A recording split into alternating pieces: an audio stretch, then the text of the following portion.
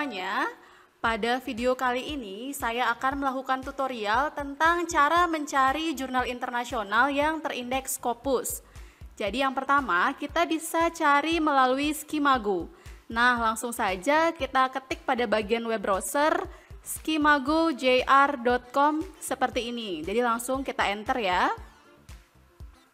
Jadi ini adalah halaman utama dari Skimago Journal Rank. Untuk melihat list jurnalnya, kita bisa langsung klik Journal Ranking. Nah, ini adalah beberapa list jurnal yang sudah diurutkan dari Q1 sampai Q4. Jadi dari yang tertinggi sampai yang terendah. Agar pencarian jurnal kita lebih spesifik, kita bisa melakukan filter pada subjek area dan subjek kategorinya. Jadi kita langsung saja, misalkan kita pilih subjek area social science. Kemudian untuk subjek kategori kita bisa pilih misalkan pada bidang education. Jadi ini sudah ditampilkan berbagai list jurnal sesuai area social science dan kategori education. Nah, agar kita memperoleh jurnal yang open access, kita bisa melakukan filter kembali. Jadi kita bisa centang bagian only open access jurnal. Jadi ini sifatnya opsional, hanya untuk mengakses jurnal yang open access. Sekarang list jurnal yang ditampilkan semuanya sudah open access. Jadi diurutkan dari Q1 hingga Q4. Dan di sini sudah ada 316 jurnal yang open access yang bisa kita pilih. Di sini juga ada informasi terkait total dokumen, kemudian ada total citasi, dan negara tempat jurnal tersebut diterbitkan. Nah, misalkan kita ingin mengetahui informasi yang lebih lengkap dari jurnal yang kita pilih, kita bisa mengklik pada bagian nama jurnal. Jadi contohnya seperti ini. Pada Journal for the Education of Gifted Young Scientists, kita bisa langsung klik pada bagian namanya. Jadi kita langsung coba ya. Kita klik di bagian ini. Nah, sekarang sudah ditampilkan informasi yang lebih lengkap tentang Journal for the Education of Gifted Young Scientists. Jadi sudah ada info tentang publisher, ISSN, dan scope-nya. Ada juga informasi tentang kuartil dari tahun ke tahun. Kemudian ada grafik tentang citasi per dokumen, ada total citasi, dan lainnya. Nah, untuk mengetahui lebih lengkap tentang jurnal tujuan kita ini, kita bisa mengunjungi langsung websitenya. Jadi kita bisa klik pada homepage yang tertera di sini. Nah, sekarang kita sudah ditujukan pada website resmi dari Journal for the Education of Gifted Young Scientists atau JGIS. Ada informasi terkait author guideline, kemudian ada informasi juga terkait aim and scope dan lainnya. Jika kita ingin mensubmit artikel, kita bisa langsung saja klik submit artikel di sini. Selanjutnya, ada juga informasi tentang artikel-artikel yang sudah terbit pada edisi terakhir.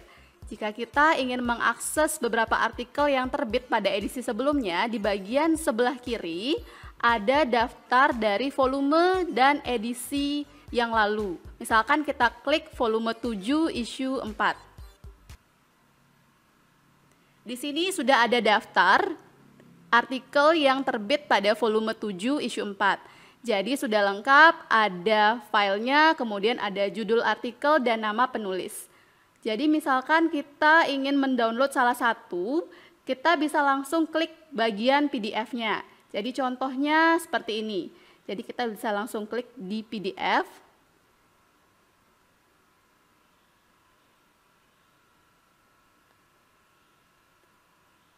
Nah, jika tampilannya sudah seperti ini, artinya jurnal atau artikel yang kita inginkan sudah bisa kita akses.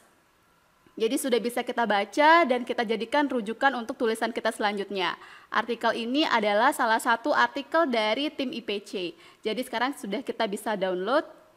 Oke, semangat membaca ya. Nah, selanjutnya, selain mencari jurnal internasional di Skimago, kita juga bisa mencari jurnal internasional langsung di web Scopus. Bedanya di web Scopus ini, informasi yang kita terima itu biasanya lebih update. Jadi langsung saja kita ketik scopus.com. Nah, ini adalah halaman utama dari Scopus. Untuk melihat list jurnalnya, kita bisa langsung menuju source. Nah, sekarang kita sudah ditampilkan berbagai list jurnal yang ada di Scopus. Agar pencarian kita lebih spesifik, kita bisa filter pada bagian subjek areanya. Jadi, kita bisa pilih sesuai bidang kita masing-masing. Misalkan, kita akan memilih education. Jadi kita bisa ketik dan kemudian kita klik bagian education dan apply. Nah, di sini sudah ada keterangan subjek yang kita pilih adalah education. Selanjutnya kita bisa klik display only open access journal jika kita menginginkan jurnal yang open access. Kemudian ada juga informasi terkait kuartil jurnal. Jadi kita bisa pilih kuartil pertama, kedua, ketiga, atau keempat sesuai keinginan kita. Misalkan sekarang kita akan pilih kuartil kedua. Jangan lupa juga klik bagian jurnalnya. Kemudian apply.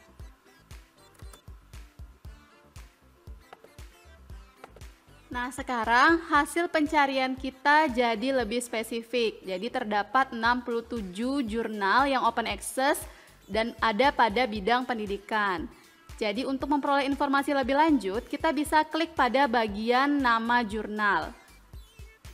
Misalkan kita ingin mengunjungi salah satu jurnal, misalkan ini International Journal of Instruction, kita bisa langsung klik.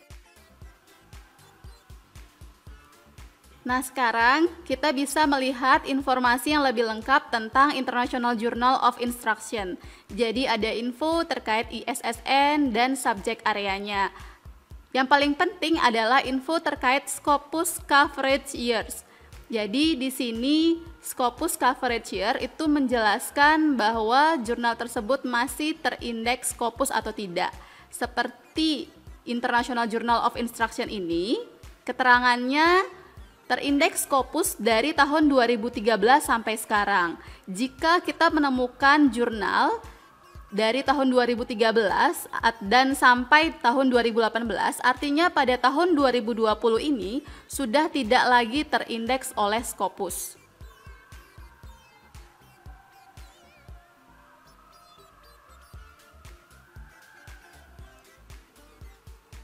Selain itu, kita juga bisa memperoleh informasi tentang site score. Jadi site score ini diperoleh dari jumlah citasi dibagi dengan jumlah dokumennya.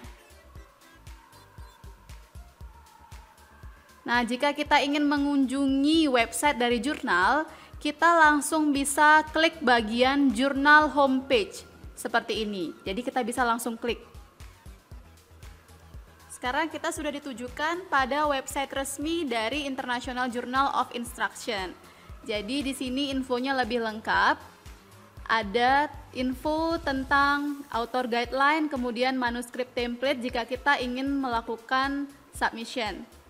Ada juga info terkait artikel-artikel yang terbit pada edisi terakhir. Jadi sudah ada nama artikel, jadi sudah ada judul artikel dan nama penulisnya masing-masing. Untuk edisi sebelumnya, kita bisa mengakses pada bagian volume.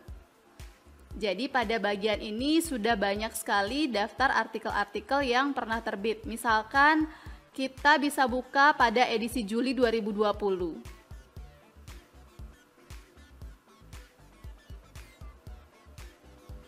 Nah, di sini kita sudah bisa melihat judul artikel, kemudian nama penulis. Jika kita ingin mengakses salah satu dari artikel tersebut, kita bisa langsung mengklik judul dari artikelnya. Misalkan kita langsung saja klik. Nah, jika tampilannya sudah seperti ini, artinya artikel yang kita inginkan sudah berhasil kita akses. Jadi artikel ini adalah salah satu artikel yang ditulis oleh tim IPC dan ini sudah terbit pada edisi 2020 bulan Juli dan langsung bisa kita download ya. Semangat membaca, semangat menulis. Terima kasih sudah menonton.